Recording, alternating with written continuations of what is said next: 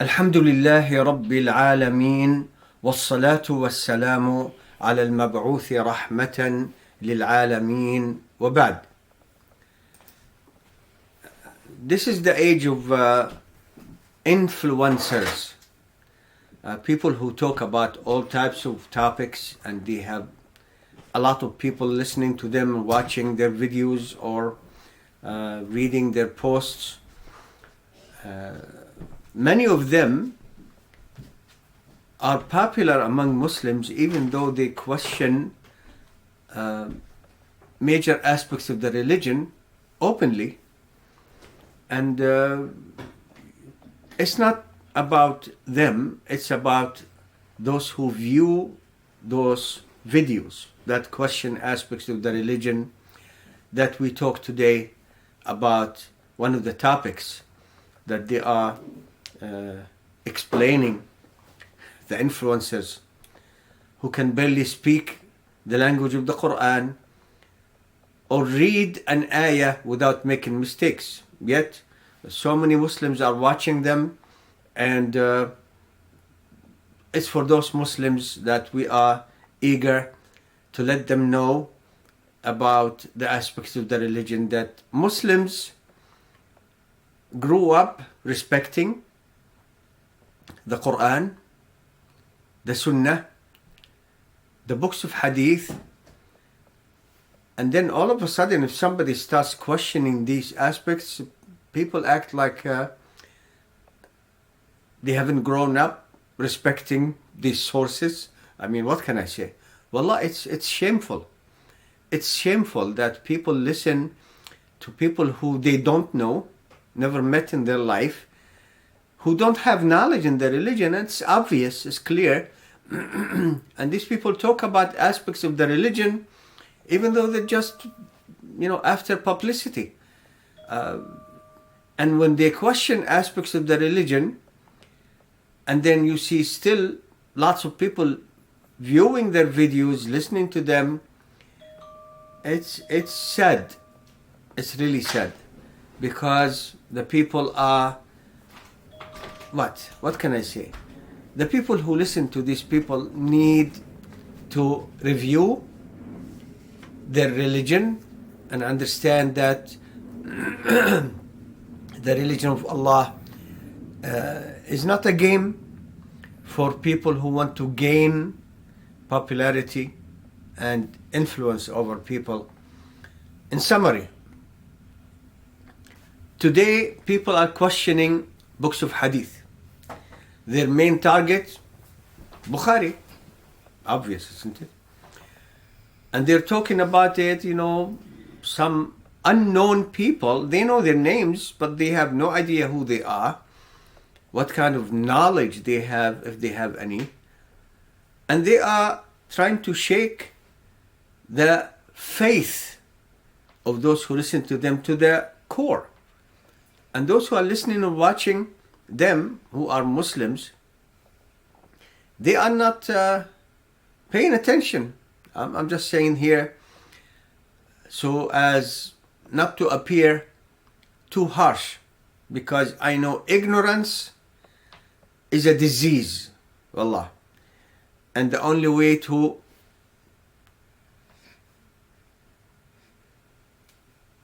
send away this disease completely is to learn. Just learn your religion. Somebody says anything about the Quran is our foundation, the foundation of our religion, of our faith. And those who are born Muslims, the society, everybody, speaks about the Quran, and they believe the Quran didn't go through any corruption. Allah protected it. Then somebody says something, and then the people, they don't object. And next time these people come up with a video, they watch them.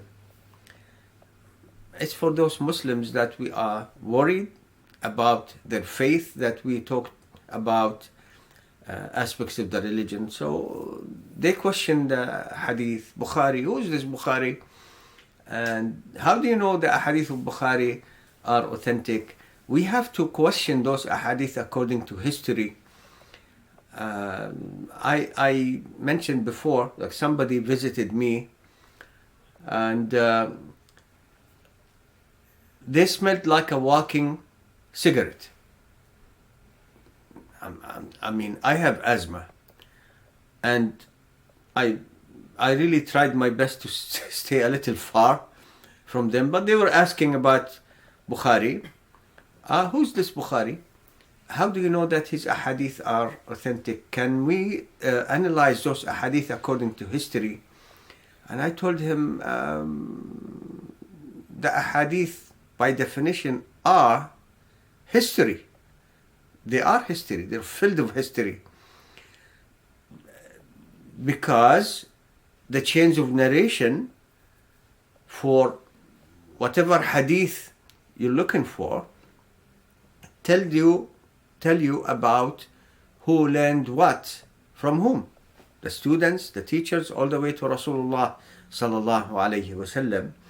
And the scholars, when they study the chains of narration, they either issue a statement that this hadith is authentic based on the chain of narration and of course the text, or not authentic because they rely on history. It's the whole thing is history. Bukhari came, to the Ummah of Muhammad that has already established the ahadith through so many scholars of hadith who narrated the ahadith. The narration by itself is that it's the tool for you to check the history of this hadith, because the chain of narration, the narrators, is very important for us to look at them so that we can verify that these people met each other, that the teacher met the student taught to his students. So this chain of narration is a chain, one name, another name, another name. These are people whose biography is found in the Ummah of Muhammad sallallahu alayhi wasallam. I'll give you an example today. So that man was telling me about Bukhari this, Bukhari that, and why would Muslims say it's the most authentic book? I said, after the Quran, I said it's because the change of narration for the ahadith that Bukhari collected in his Sahih have been verified by thousands and thousands of scholars who agreed with Bukhari's decision that these are the most authentic ahadith. Why? Because of the condition Bukhari put for his reporting ahadith. It has to be proven to him that the narrator met their teacher and that historically they were in the same area. Because before there was no internet, there was no influencers or YouTube or fax or whatever. You have to have met the teacher personally for you to say, my teacher said this and that.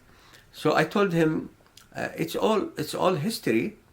And then I told him something. I think he was shocked that somebody actually asked him. I said, you mentioned that we have to verify the ahadith according to the Quran. I doubt this man could speak the Arabi properly. I mean, he was Arab, but so many Arabs today, they need help and support to read the Quran properly. So I told him, give me an example, Bukhari, one hadith that you have a problem with, any hadith. And it turned out that, of course, he didn't read Bukhari, has no idea what he's talking about. So he's talking about a book that the Ummah accepted as the most authentic book of hadith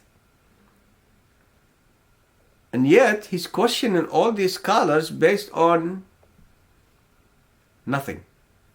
Because I told him, one hadith, just tell me one hadith, let's see, why do you have a problem with that hadith? Either the history of it, or if it contradicts the Quran according to you. This is shameful. Anyway, but these people who question Bukhari and other books of hadith, they have become famous. And we want today to mention some aspect of Sahih al-Bukhari so that we can respond to these people. And inshallah, we'll talk about this topic a lot more in the future if Allah allows us. This is a part of my book, Muhammad's Role in Islam, that Allah subhanahu wa ta'ala blessed me and my family to produce years ago. And in this part, we talk about an example of Bukhari's hadith narrations. This is an example of Bukhari's hadith narrations. The entire text and chain of narration for this hadith are mentioned in Arabi and then in English, followed by a brief comment on the narrators of the hadith. In this hadith, which is hadith number 106 in Sahih Bukhari, there are only 3 narrators. You see how many fingers I have? 3 narrators between Bukhari and the Prophet of Allah sallallahu alaihi wasallam. These kind of ahadith are called the thulathiyat, the threes. Only 3 narrators between Bukhari and the Prophet of Allah sallallahu alaihi wasallam. Bukhari said, حدثنا مكي ابن إبراهيم قال حدثنا يزيد ابن أبي عبيد عن سلمة قال سمعت النبي صلى الله عليه وسلم يقول من يقل علي ما لم أقل فليتبوأ مقعده من النار. Very important foundation of the religion is found in this hadith. Bukhari said, Makkiyu ibn Ibrahim narrated to us, حدثنا, meaning to the students. So he is the teacher. By saying Yazid ibn Abi Ubaid narrated to us that Salama said, I heard the Prophet of Allah sallallahu alaihi wasallam say, one who ascribes a statement to me that I did not make, let them assume their seat in the hellfire. Bukhari collected this hadith. You would think that Bukhari collecting this hadith would never say anything intentionally that Rasulullah sallallahu alaihi wasallam didn't say. Let's go back to the segment of the book, Muhammad's Role in Islam. By the way, I'm working on the 3rd edition, and inshallah it's going to be available soon with more information, and I'm re-editing the entire book. I'm going to change the title too. I'm not sure what the title will be, but maybe the foundations of Islam. Let's see, inshallah. So the 4 narrators in this hadith are Muhammad ibn Ismail al-Bukhari. Now this is the narrator, al-Bukhari himself. He was born 194 years after the Hijrah, died 256, corresponding to 817 in the Christian era to 879. 194, 256, 817, 879. Makki ibn Ibrahim was born 126 after the Hijrah, died 214, corresponding to 743 to 829 in the Christian calendar. Bukhari's teacher. So Makki ibn Ibrahim, Bukhari's teacher. Yazid ibn Abi Ubaid, who died in the year 147 after the Hijrah, corresponding to 764. Makki's teacher, the teacher of Makki. Salama ibn al-Akwa, who died in the year 74 after the Hijrah, 693, is Yazid's teacher and the Prophet's close friend, pupil, and companion, radiyallahu anhu. Bukhari, Makki ibn Ibrahim, Yazid ibn Abi Ubaid, Salama, Rasulullah sallallahu alayhi wasallam. So between Bukhari and Rasulullah, 3 narrators. According to Imam al-Dhahabi, Salama radiyallahu anh was in his 90s when he died. Yazid ibn Abi Ubaid, a trustworthy narrator of hadith, was one of Salama's close associates and young pupils. Yazid lived long after Salama and benefited Muslims with his narrations from Salama radiyallahu anh. Makki ibn Ibrahim, a trustworthy scholar of hadith, the teacher of Bukhari, is Yazid ibn Abi Ubaid's student and Bukhari's teacher in this hadith. Radiyallahu anhum ajma'in. Really.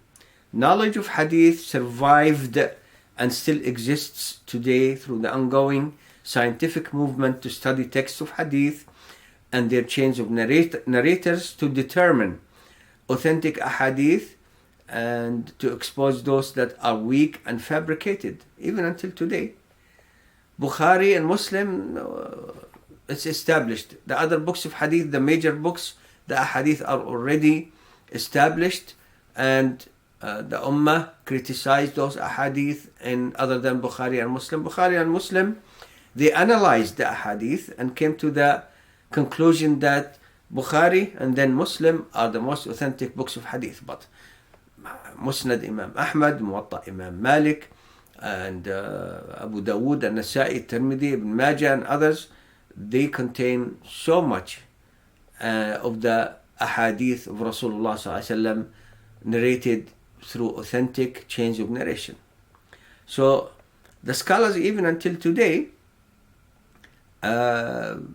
still analyze ahadith. Some books became available not far in time from our time, and the scholars also looked at those books and started analyzing. You see, the scholars, they work, they have knowledge, they analyze the narrations, including the chains of narration, to make sure that the historical connection between the narrators is there.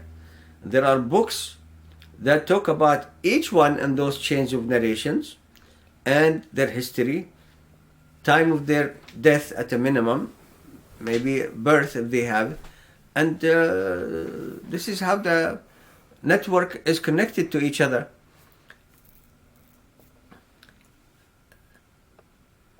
Consequently, even these days, this knowledge is available to scholars and students. In the early era of Islam, the ahadith of Rasulullah sallallahu alaihi wasallam, all of them were recorded in books. Today, we don't have a connection to Rasulullah sallallahu alaihi wasallam with regards to the ahadith, except through the books of hadith, and they recorded that. So once you see Makki ibn Ibrahim, Yazid ibn Abi Ubaid, Salama from Rasulullah sallallahu alaihi wasallam, collected by Bukhari, you already have the hadith there. It's established. It's found in Bukhari's Sahih. And let me add that, let me first read the last part here. This is how the Prophet's Sunnah was protected, through the books of ahadith. Its knowledge accurately inherited from one generation to the next generation through the books of hadith, analyzed by the scholars to determine their authenticity or lack thereof,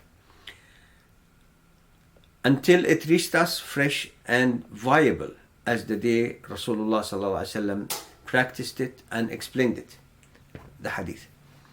So let me talk about this issue, and then bi'idhnillah we'll talk more about this. But you need to understand that the 4 narrators of this hadith, historically they met each other, trustworthy. They will never intentionally say that Rasulullah sallallahu alaihi wasallam said something that Rasulullah did not say. Never. Also, what they narrate, I mean, like in this hadith, that walking cigarette was saying, let's check according to the Quran. What's in the Quran that contradicts this hadith? Anyone who says about Rasulullah sallallahu alaihi wasallam something and says Rasulullah said it, and he didn't, people are warned and threatened with hellfire. La ilaha illallah. This is the protection of the ahadith of Rasulullah sallallahu alaihi wasallam, that Allah subhanahu wa ta'ala will punish in hellfire those who fabricate ahadith and claim that Rasulullah said them. Also, these books of hadith are the manifestation of Allah's promise that He gave to His Rasul sallallahu alaihi wasallam and to all of us until the day of judgment, that He will protect three things. This is Surah Al-Qiyamah. Please bring Surah Al-Qiyamah, which is Surah number 75. Look at ayat 16 to 19, where Allah subhanahu wa ta'ala makes three promises. We have khutbah about this, we have classes about this, so let's make it short. Allah makes three promises. Inna alayna jam'ahu wa qur'anah, about the Quran. It's jam', collecting the Quran. Alhamdulillah, we have it in one volume. Wa qur'anah, how to recite the Quran. Thumma inna alayna bayanah, after that it's on us, Allah subhanahu wa ta'ala, the bayan, explanation of the Quran. This is the bayan. Ya Muslim, stop smoking cigarettes. Maybe it's affecting the brain. Allah knows. What's wrong with you? What's wrong? You're talking about the books that collect for you the ahadith that tell you that Salat al-Asr is 4 rak'ah. It's not in the Quran. It's not in the Quran. Salat al-Asr is 4 rak'ah. It's in the Sunnah. And these are the books that collected for you the ahadith of Rasulullah sallallahu alaihi wasallam, during which he spoke about aspects of the religion, gave commandments, or practiced the religion, because he was sent to do exactly that, to do the bayan of the Quran and Islam to us. And these are the books who collected the ahadith of Rasulullah sallallahu alaihi wasallam along with the chains of narration, so that it's obvious for scholars and teachers and students of knowledge that this is the history of this hadith. See? Bukhari, Makki, Yazid, Salama. So this is the history. Their history is found in books of Rijal, meaning books of narrators of hadith, whether male or female. La ilaha illallah. So it has been established that these ahadith have a chain of narration that connect them to Rasulullah sallallahu alaihi wasallam. Now the ahadith that are not established have been exposed precisely based on the chains of narration. And of course the text. If the text contradicts more established ahadith or the Quran as the scholars understand the Quran, then also these are signs that the ahadith are not established. So to establish that a hadith is not established, you check the chain of narration and the books of hadith. They say this man has many mistakes. This man used to fabricate a hadith. And maybe this man who fabricated a hadith also heard the threat in this hadith that Rasulullah sallallahu alaihi wasallam gave from Allah. That those who say that Rasulullah sallallahu alaihi wasallam said something that he didn't say, let them be sure of a seat in the hellfire. Did I say the last point? No, this is the last point. Listen. Bukhari did not bring this hadith from him, did not go to China to bring this hadith as some people were saying. He was born and the hadith were there before him. Like for example, Makki ibn Ibrahim had these hadith. The scholars during his time, before his time, all the way until the companions of Rasulullah sallallahu alaihi wasallam. So the ahadith that Bukhari has, they're found in other books of hadith.